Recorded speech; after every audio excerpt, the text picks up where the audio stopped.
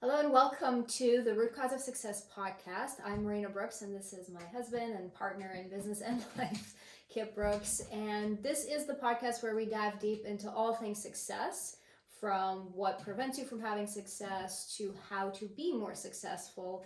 And today's episode's topic is ego, and we're going to dive into different aspects of the ego.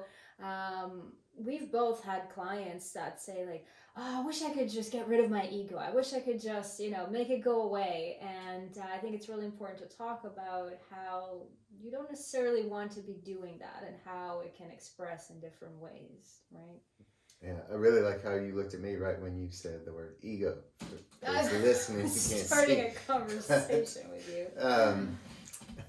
Yeah, a lot of people, everybody around personal development has heard the ego is edging God out, and all these other funny and cutesy little what are those acronyms of what it stands for, what it means, and ego's all bad. Like if you listen to everybody in the woo woo and personal development world, ego is horrible, and it's not. Ego is actually good. Like especially the very spiritual people, it always shocks me when they talk about like ego is edging God out, and they only talk about that side of it. It's like, but if you believe in God and you believe in Creator actually gave us an ego. So there's a reason for it, just like there's a reason for the happy, feel good emotions and the ones that don't feel so good. There's a reason we have pain receptors and can feel pain physically and mentally, and there's a reason why we have an ego. What's toxic tends to be the overinflated or fragile egos, but we'll get into more of the difference of that throughout today. Yeah.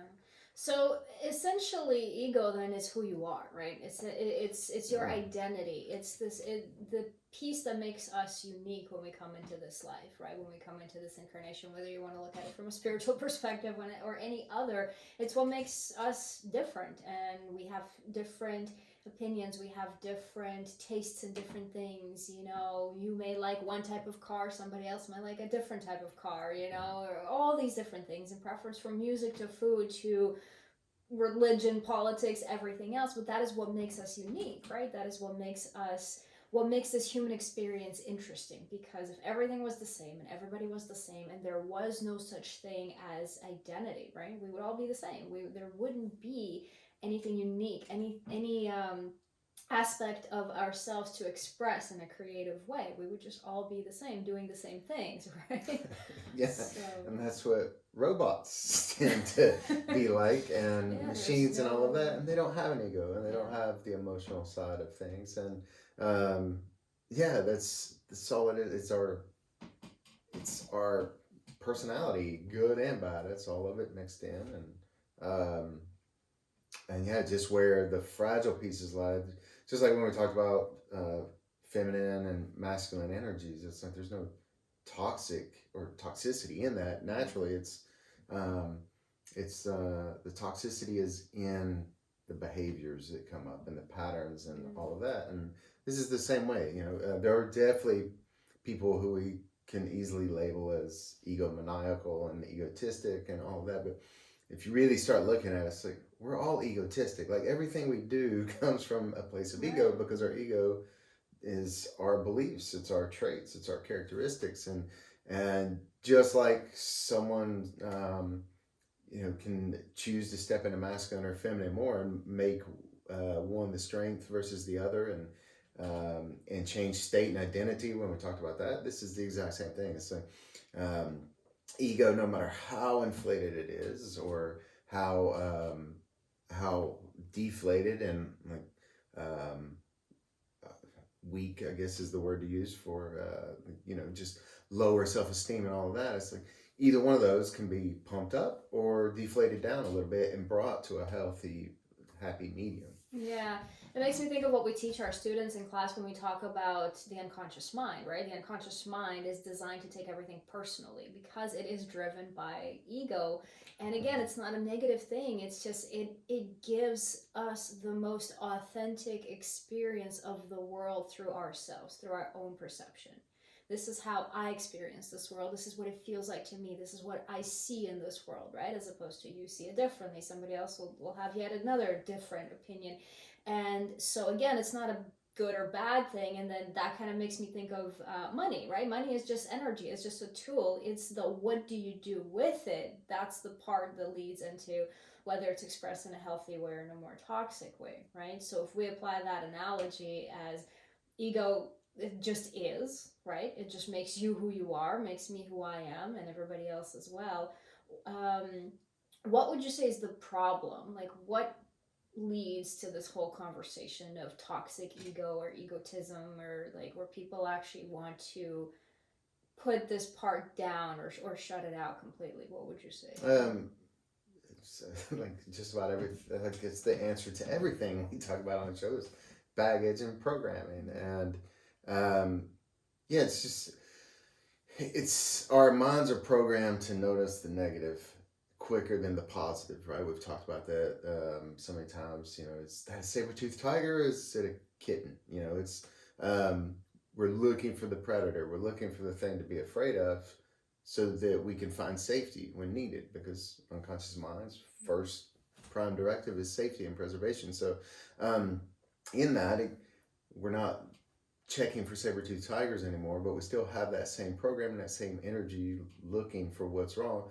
And anything we don't like, it stands out. So it's easier to recognize someone being a complete jerk or butthead or whatever you want to call them, versus seeing the Mother Teresa in someone. You know, because the whole, what's that phrase? The squeaky wheel gets the grease. Well, the person we tend to label as egotistic is being much louder, much more, just in their own world and noisy and flamboyant and all of that. So it's much easier to see that anyway.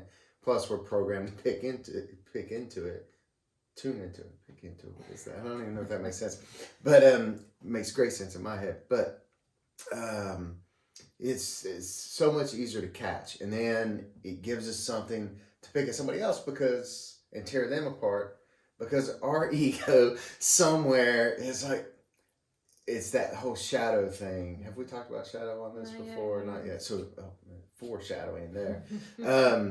But anything we recognize in someone else is only because it's in us. And we've been taught, whenever we're bragging or whatever, it's like, oh, you got an inflated ego. Your head's getting too big. You're getting too big for your britches. Like all this stuff we were told as kids.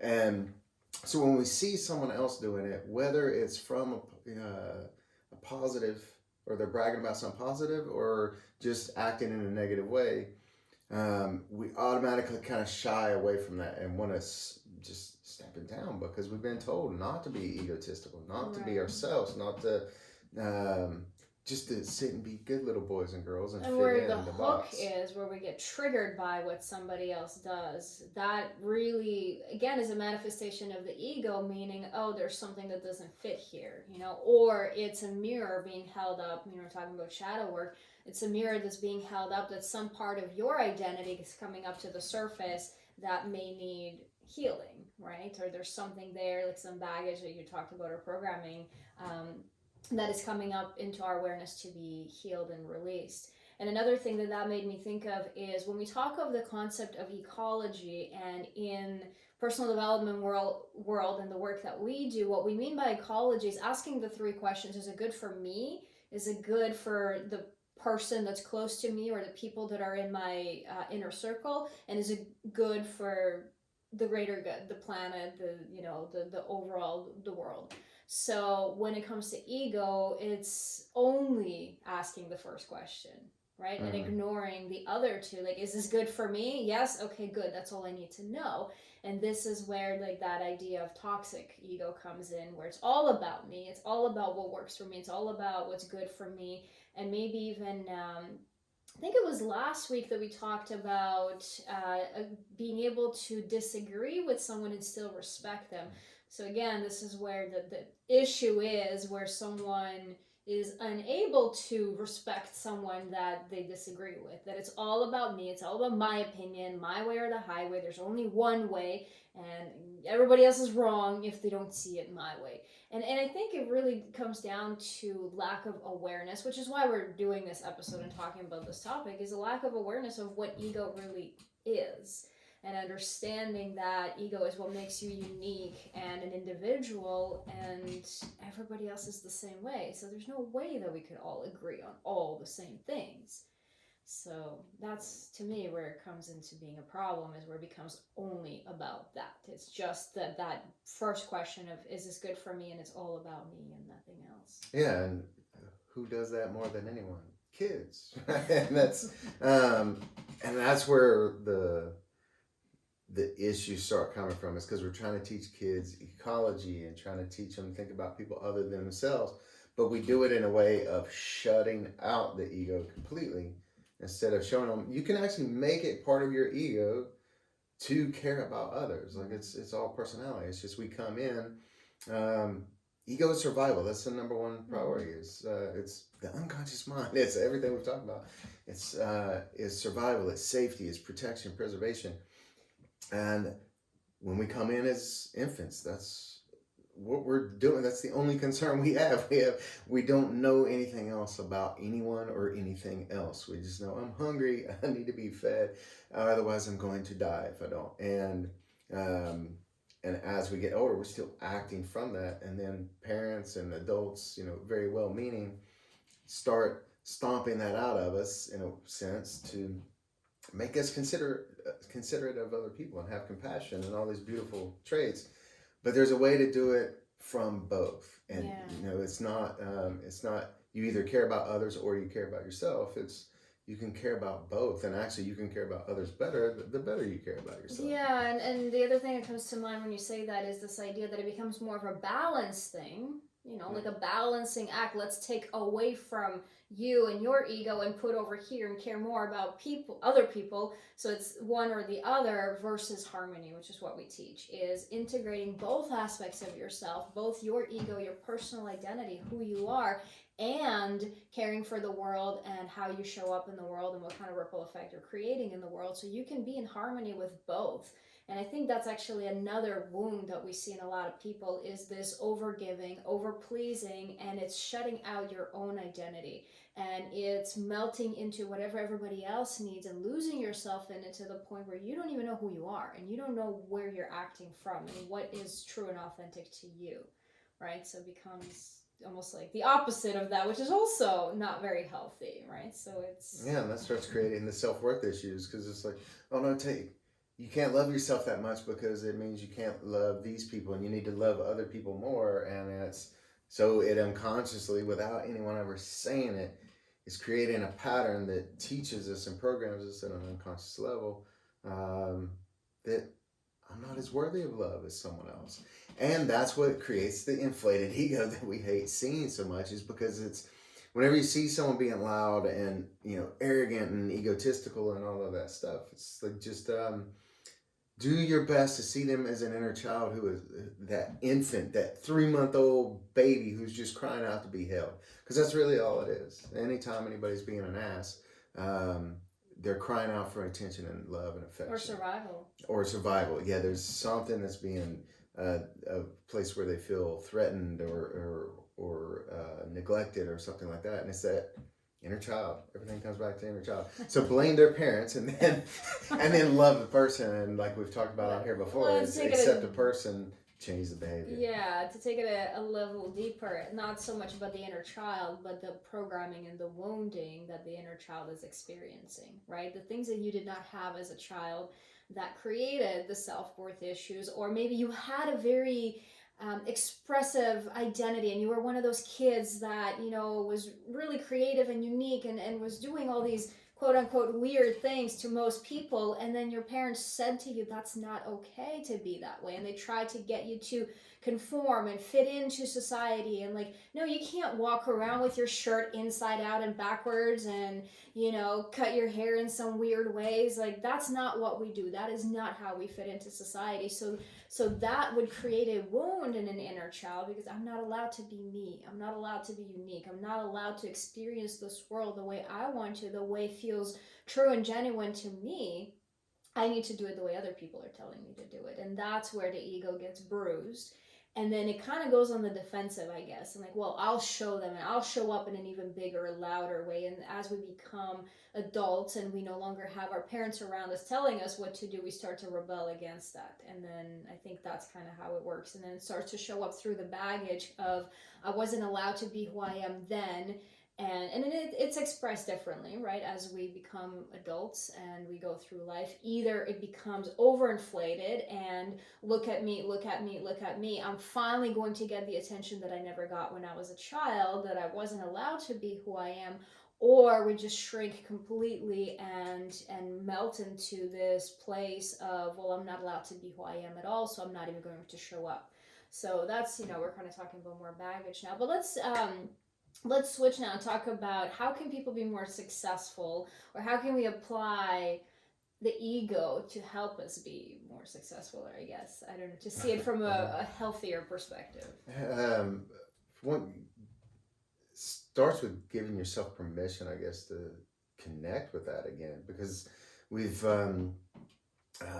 shut it out so much. And we've Marina and I, we've worked with Jake Woodard as masculine femininity coach and healing wounds and all of that.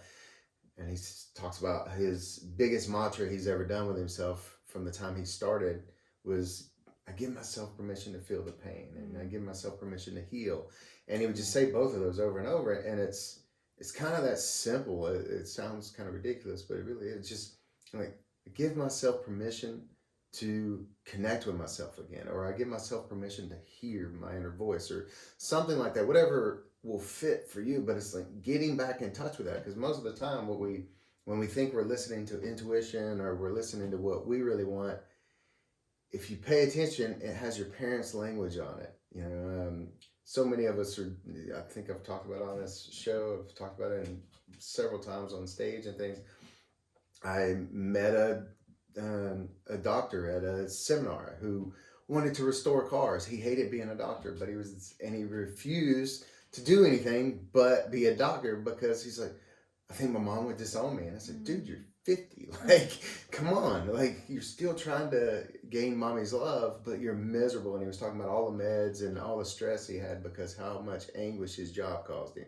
He's like, I love helping people. He's like, but I just truly hate being a doctor. He's like, I don't enjoy it at all. That's that. So it's realize, start tuning into ego, give yourself permission. And maybe it even starts at a higher level of just realizing, start with a mantra of ego is good. Ego can be beautiful. Ego can be whatever you choose it to be. Just like is a hammer a tool or a weapon? Ego, is it something that's going to benefit the world, or is it going to be something that is detrimental to you and your health? Yeah, I like what you said, and then that's a great invitation for everybody, is to look at the neglected parts. What parts of yourself have you neglected? What parts of your identity have you neglected? Parts of your dreams and the things that you wanted to do that maybe at one point you were told you can't do it, or had the fear of, if I do it, I'm going to be disowned or hurt or rejected or whatever else. And really allow yourself to go to those places and see, what parts of me have I not allowed myself to experience or be expressed in this world through my identity. And then with that, I think whatever situation you're in, whatever comes up for you in the moment, is, we always talk about, taking that pause, taking a breath, and really assess what's going on and become aware of what is happening, right? So if you're triggered, if you're hurt, then ask yourself, what does my ego need right now? Or what is my ego telling me right now? That maybe there's a wound in there that's coming up to the surface to be healed. Or maybe it's your ego actually reminding you actually, this is something that's not in alignment with my truth. This doesn't vibe with me. This is not a frequency that I want to be around. And I think, again, that's really great. Like, with peer pressure too, this gets kind of weeded out of us, those who have experienced peer pressure. It's whenever something inside of you speaks up and says, no, this isn't okay. I don't want to go with the crowd and do what everybody else is doing just because everybody is doing it. But then we learn to shut that voice down, right? So, again, coming back to this place of really listening to yourself and the parts of you that have been neglected and the parts of you that you have come to believe that are not okay for you to have, and just look at them more closely, because it could be a piece of your identity or a value or a belief that's coming up to the surface that could be a positive thing, but you keep ignoring it because you feel that you don't have the right to look at it. So I think that's another very important thing, is to actually see, like, maybe my ego is actually trying to give me a positive message here, tell me to go in another direction. Yeah, just again, see your ego as your inner child, so to speak. And sometimes, yeah, it's going to misbehave, and especially during this. But as you get more rapport with it and reconnected with it, it's just when you do something that you feel embarrassed about or ashamed of, it's only your ego letting you know something that you need to heal. And then when you do something you feel good and you're proud of yourself, that's your ego too. And it's trying to reward you. It's trying to, give you a round of applause or cheer you on. So, and that's the thing. So when you do something and you feel good about yourself, say thank you, ego. Just to help reconnect that. And let's change the idea. I understand where the edging God out idea came from. I get it. I've preached it several times myself. But let's change. We should change that today. What could ego stand for? Easy, because life is easy when you're in tune with your ego. Goodness, because there's a lot of goodness in it. And then O for original, because that's originally who you were. You came in as an ego and nothing else. Yeah, and remembering that we are here to experience the world, and that is God's intention, source intention, spirit's intention for our experience as individuals. Experiencing God's originality. There you go. Boom, we got it. Mic drop. We're done. So we wrap it up right here. Dude, I wish Wayne Dyer was here. Yeah, I think. All right. Well, let's just do a quick recap. So again, ego is who you are. It's your identity. It's your beliefs. It's your values. It's what makes you unique. What makes you you, and experience the world through your own unique experience of God's originality. I feel a post coming on. And and where it becomes toxic is when we focus too much on the wounding aspect of it, of what am I not getting, how have I been rejected or neglected, or we become self-centered in the sense that we only focus on what's good for me, and it's only about me, and there's only one way to do it, everybody else is wrong, there's only one way, which essentially leads to being disconnected from God and disconnected from source, creator, universe, energy, and all of that. And it's a wound. It's a wound. It's you going into hiding and being in survival mode, your ego running the show, saying we're only about survival and nothing else.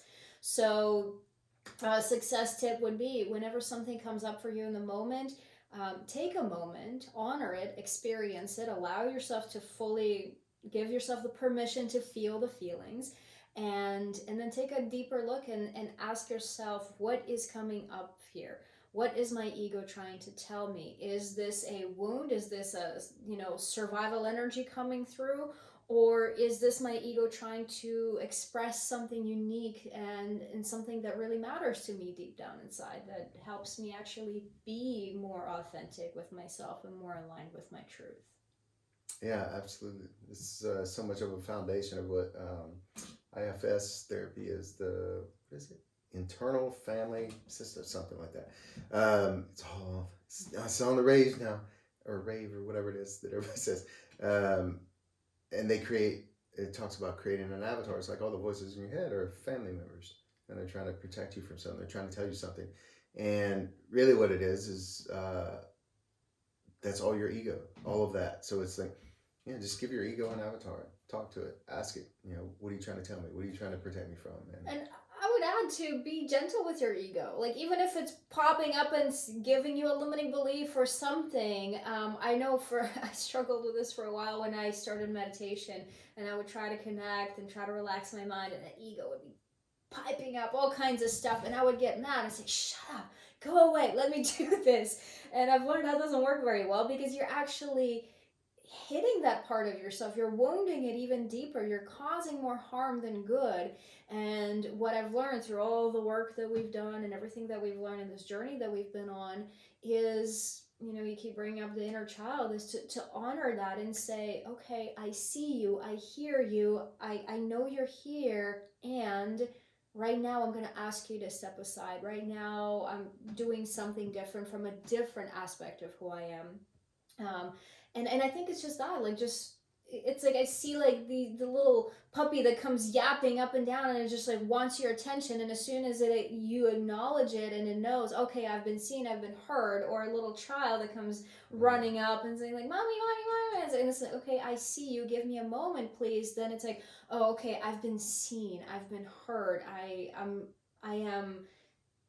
I'm here, I'm not invisible. So that alone can help the ego kind of relax a little bit and allow you to do whatever it is that you're trying to do. So be more gentle with yourself. It is a part of yourself. Be more loving towards it, and very kindly and gently just ask it to give you a moment for it to step aside, however you want to say that, but definitely do it in a loving, gentle way.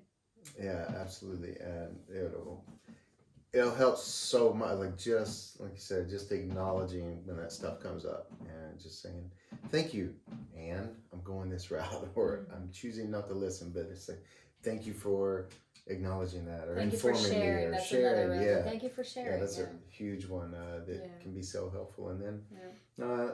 and you'll notice some of the tension releases from it, because it's been acknowledged, it's done its job, it's let you know of the danger, the saber-toothed tiger that it sees somewhere. And that's all it's trying to do. So just remember that the best you can. So thank you so much for being here with us today on the Root Cause of Success podcast. Again, I'm Marina Brooks, and I'm Kip Brooks. And next time we're going to be talking about stress. And I have loads of that. Can we send some out to our fans?